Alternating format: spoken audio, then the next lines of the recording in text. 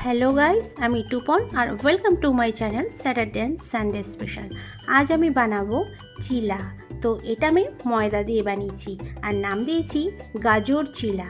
আর এটা বানাতে যা যা লাগে আপনাদের সব একে একে দেখিয়ে দিচ্ছি। প্রথমে আমি কি করেছি, একটা গাজর নিয়েছি বড় সাইজের, আর এটাকে আমি কি করেছি, গ্রেট করে এনেছি। আর এটার সঙ্গে আমি কি মেশাবো, এটার সঙ্গে আমি মোটামুটি 400 গ্রাম ময়দা দেবো। আপনারা এটা আটা দিয়ে, ওটসের গুঁড়ো দিয়ে করতে পারেন, খুব ভালো হয় জিনিসটা। তো আমি এখানে 400 গ্রাম ময়দা দিয়ে দিয়েছি, আর এর উপরে দিয়ে দিলাম আমি মোটামুটি স্বাদ মতো নুন, আর দেব স্বাদ মতো চিনি, আর দেব 1 চামচ গোলমরিচের গুঁড়ো।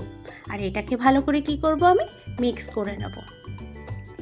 এরপর আমি কি করব, একটু বেকিং পাউডার ওপরে ছড়িয়ে দেব। আর এটাকেও ভালো করে আমি মিক্স করে নেব। আর এটার মধ্যে এবার কী করব, জল দিয়ে একটা ব্যাটার তৈরি করব।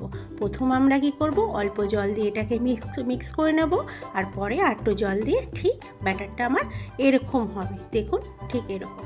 এবার কি করব, আমি গ্যাসে একটি ফ্রাই প্যান বসিয়ে দিলাম, আর ওর মধ্যে দেব সামান্য একটু তেল। তো এবার কি করব, এই ব্যাটারটাকে আমি এর মধ্যে দিয়ে দেবো, আর এটাকে আমি মোটামুটি একটা গোল শেপ আনবো। গোল শেপ আনবো।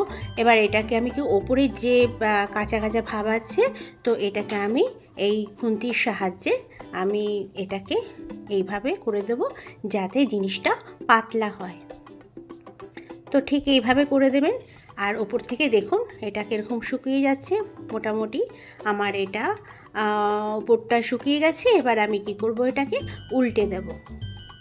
আর এটা খেতে হয় ভীষণ সুন্দর, আর এটা আপনারা ডায়েট হিসেবেও খেতে পারেন, যদি ওটস বা আটা দিয়ে আপনারা করতে পারেন। তো আমার এটা রেডি, আপনাদের কাছে সার্ভ করে নিয়ে চলে আসলাম।